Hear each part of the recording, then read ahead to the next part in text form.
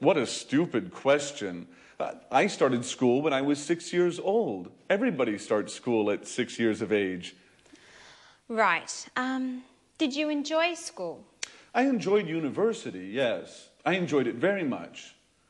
Excuse me, Alice, but do you really find this questionnaire all that interesting? Well, not really. Anyway, let's go on. And why did you enjoy university?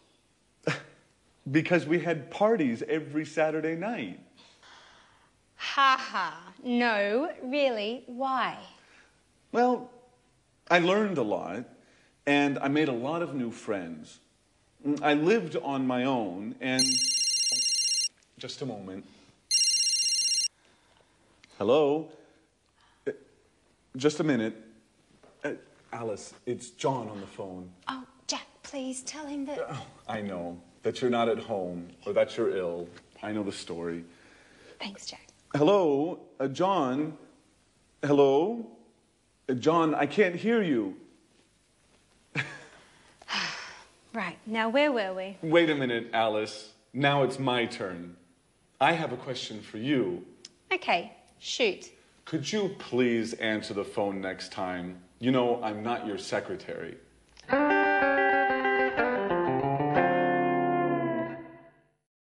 Hi again, and welcome back to your live English language learning program.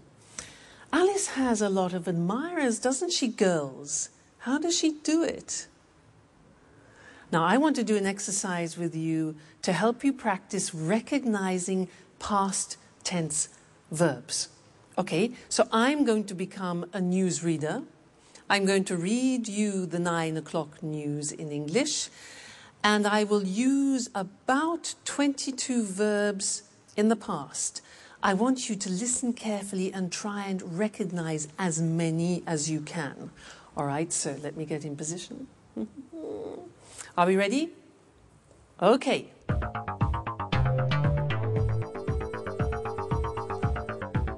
Good evening, and here's the 9 o'clock news. Yesterday, 10,000 people left their workplace and went into the streets of London to protest against the government's new labour law. The police sent out special forces to control the crowds and arrested 15 people. A Bengali tiger escaped from London Zoo yesterday morning.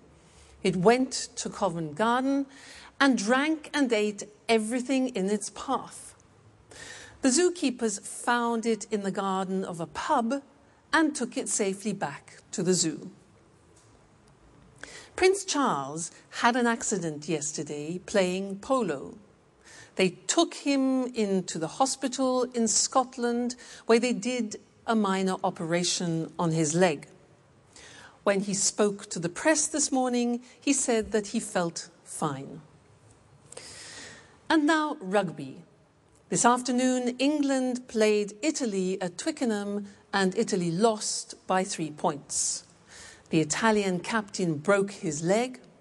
The English captain said the game was close and that the Italians played very well. That's all from me. Good night. So, how many verbs did you get?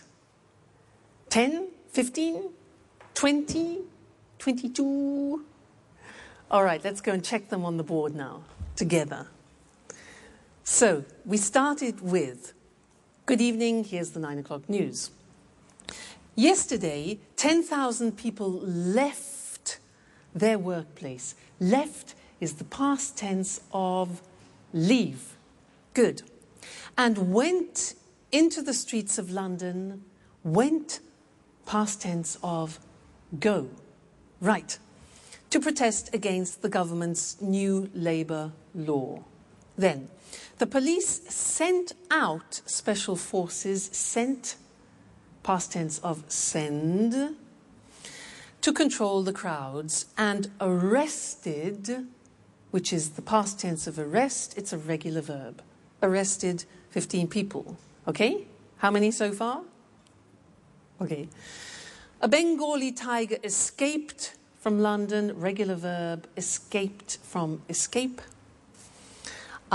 It went to Covent Garden Market, went past tense of go, and drank and ate. Drank, past tense of drink. Ate, past tense of eat. The zookeepers found it in the garden of a pub. Found, past tense of find. Good. And took it safely back. Took, difficult. Took, past tense of take. Take, took. Okay. Prince Charles had an accident. Had is the past tense of have. They took him, you know, past tense of take, to a hospital in Scotland where they did a minor operation. Did, past tense of do. Yeah. When he spoke to the press, spoke is the past tense of speak. He said, past tense of say, that he felt fine. Felt, past tense of feel. Great. Rugby. This afternoon, England played, past tense of play, Italy at Twickenham, and Italy lost. Lost is the past tense of lose. Okay, lose. The Italian captain broke his leg, broke, past tense of break. The English captain said, past tense of say, we saw. The game was close. Was is the past tense of yeah, the verb to be. And that the Italians played very well. Play, a regular verb, past tense of play, played. Okay? Well done. How many did you get? 22? 20? 18? 19? I know it's difficult at the beginning. And in fact, that is often one of the most difficult things, is recognizing English pronunciation. That's why it's very important for you to learn good pronunciation at the beginning, because it will really help your comprehension. So, take care, and I'll see you in the next lesson for more practice. Bye.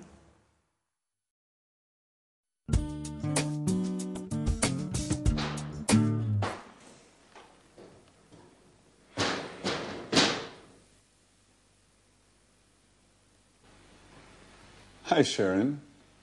What's up? Hi, Jack. I'm okay. Don't worry, everything is just fine. Really? I don't think so.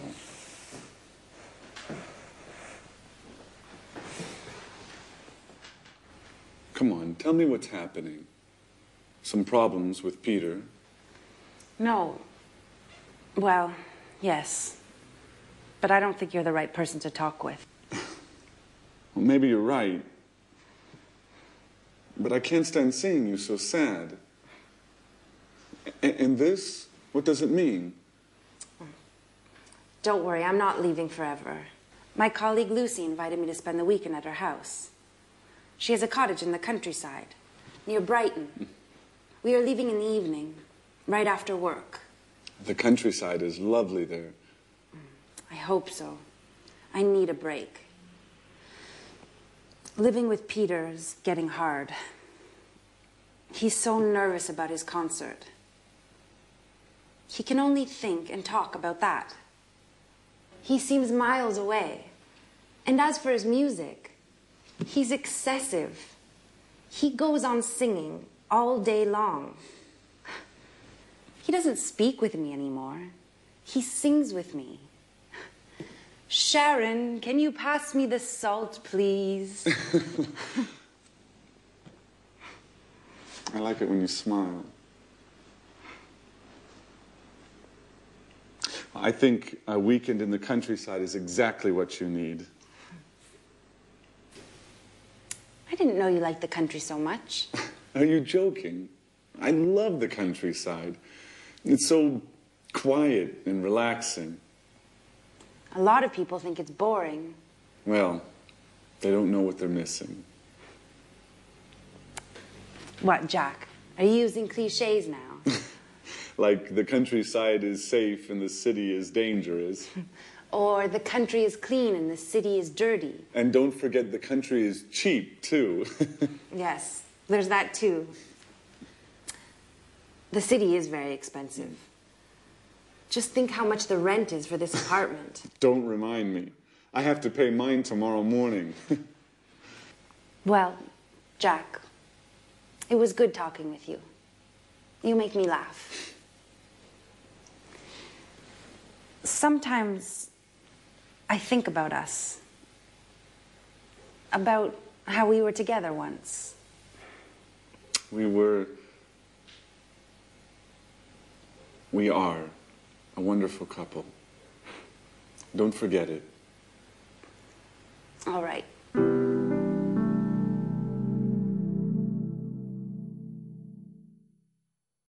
Hi again. How are you?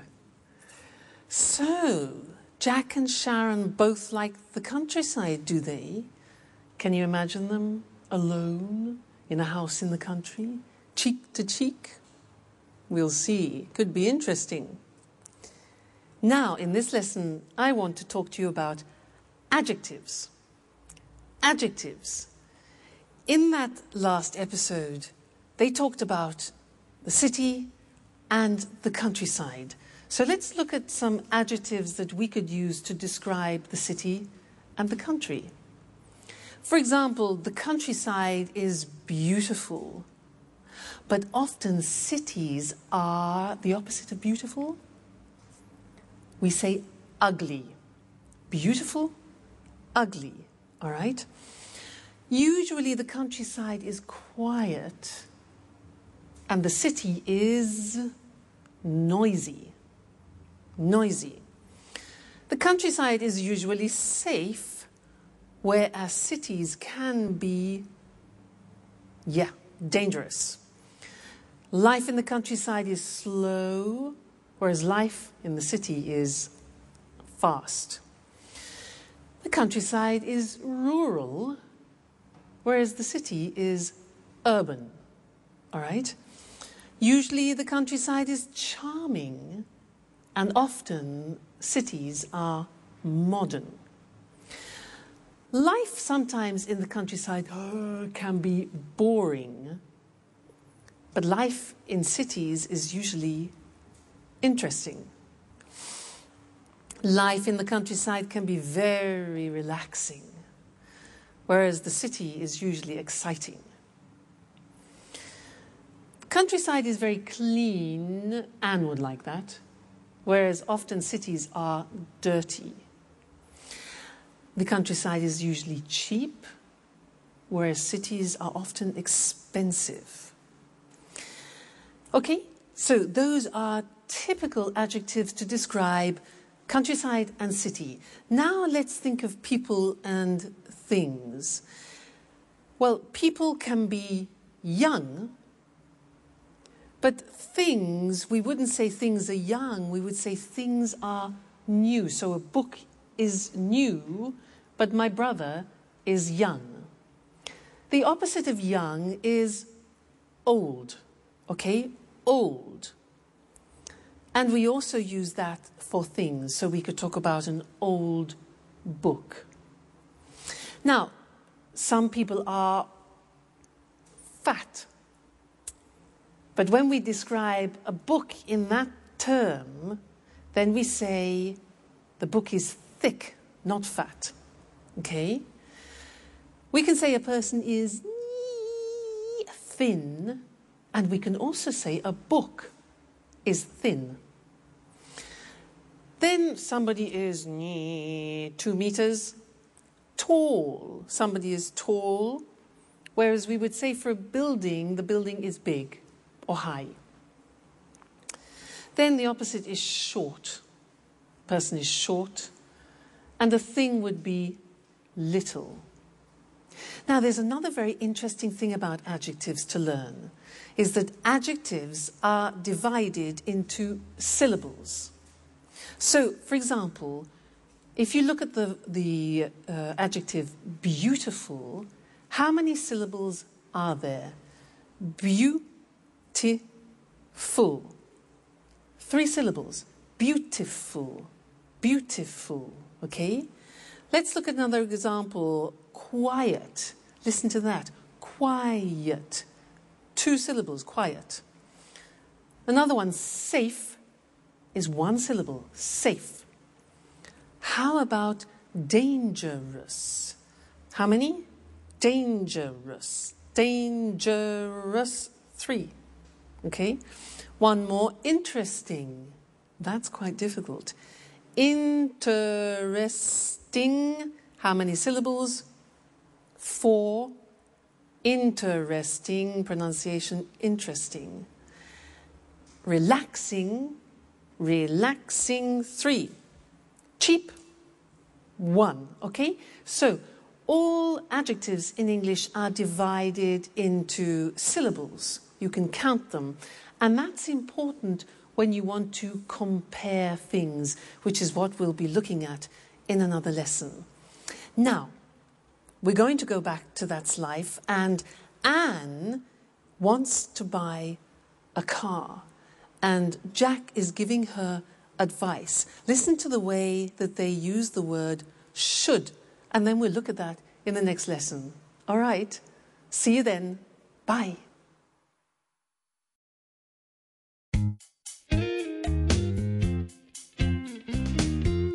Oh, hi, Jack. Do you have a moment? I always have time for you, Anne. Can I ask you a question? Sure. How can I help you? Well, I need your advice. I want to buy a new car. Ah, you should buy a fast, expensive sports car. Come on. I can't afford a sports car. My car's old. It's too big. And it's difficult to drive. Very good reasons to buy a new car. Yes. I'd like to buy a small, stylish car that's not too expensive. A small, stylish car that's not too expensive. And for young people. Of course. You shouldn't buy a car for old people. So, what car should I buy? I don't understand anything about cars. Well, what about buying a Ferrari? Are you joking? Just kidding. Let me think. Ooh, can I have a look? Well, how about this car? It's nice. Isn't it expensive? All cars are expensive these days. By the way, did you hear about Sharon? Yes. I met Peter in the afternoon. He told me they had a quarrel. But I don't think we should worry about it. Do you? Well, maybe we should. What do you think of Sharon, Anne? She's very pretty. Yes, she is. What about me, Jack? Do you think I'm good looking? Come on, Anne. Well, you are very attractive. Do you really think so? Yes, Anne.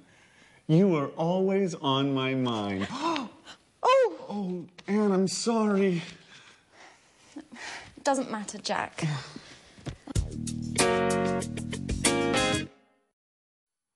Hello again and welcome back. Did you hear what Jack said to Anne? He said you should get yourself a really fast, expensive sports car. Now, do you think that's practical advice with all the money that Anne hasn't got? Well, he did say one thing which is useful. He used should. And that's what we're going to study now. The use of should. Because we use should in English when you want to give advice to someone.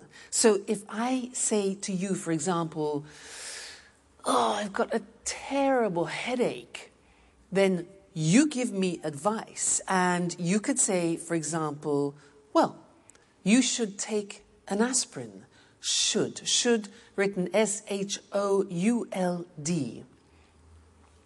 Very easy, because we say, I should, you should, he should, it should, she should, we should, they should. Fantastic. It never changes. So should plus the infinitive. Now, I want to do something with you. I'll say something, and I want you to give me some advice. All right? So, for example, I say, oh, God, I'm really tired. I'm really tired. Okay, yeah. You should go to bed. Or you should rest. Exactly. Next one. I'm getting fat. I'm getting fat. Yeah, exactly. You should eat less. Or the negative would be, you shouldn't eat so much. You shouldn't eat so much. Okay? Next one. Oh, my back really hurts. Ooh. Exactly. You should see a doctor, or you should go to a chiropractor, for example. Great. Now, I don't speak English very well. I don't speak English very well. Yes, exactly. You should watch English Today all the time. All right? Fantastic. So that's the form should for suggestions. Let's look at them now on the screen, just to consolidate that. So, should. In the positive form, the examples are, you should take a rest. She should take an aspirin. They should see a doctor. He should stop eating sweets. And I should study English every day. Okay, so the form is should plus the infinitive without to. The negative, she shouldn't, look at the pronunciation, shouldn't work so much. I shouldn't go to bed so late. You shouldn't go to that film. He shouldn't smoke so much. All right? The question when you're asking for advice is simple. You put should first and then the subject. So the examples are, should I see a dentist? What should I do? And should we practice English every day? Yes, we should. Okay, good. So that is the language that you can use whenever you want to give advice to somebody in English. Should plus the infinitive. So should you come and see me every day? Yes, you should. Okay, and you should come to the next lesson. So I'll see you there. Take care. Bye. Hello, hello, and welcome to Music World. And welcome to Tony Moore, our music expert. In this week's edition, we want to celebrate the life of a great musician from Liverpool. Maybe the greatest pop musician of all time. Right, Tony? Yes, that's right. And of course, we're talking about John Lennon. Yes, John Lennon, a famous singer and songwriter, but also sometimes a controversial figure. OK, Tony, let's look at the important moments of his short but very successful career. Well, John was born on October the 9th, 1940, in Liverpool. He had a difficult childhood. His parents separated, and John lived with his aunt, Mimi. She was very, very